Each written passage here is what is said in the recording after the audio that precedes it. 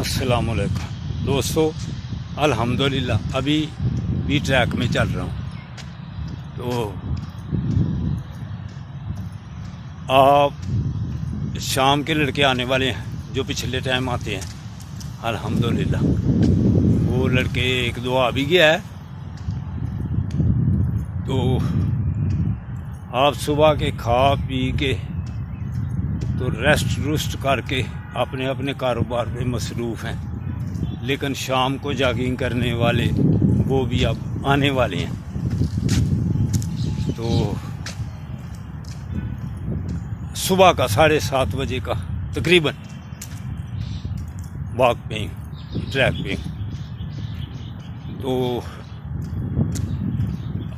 आपने भी अगर सेहत और तंदुरुस्ती में रहना है तो फिर वर्जिशों की तरफ ख्याल करना पड़ेगा। जॉगिंग, तेज़ वॉक, फिर इंशाअल्लाह ताला कद भी बढ़ेंगे और बीमारियों से भी निजात हासिल होगी। अस्सलामु अलैकुम व रहमतुल्लाहि व बरकातहू।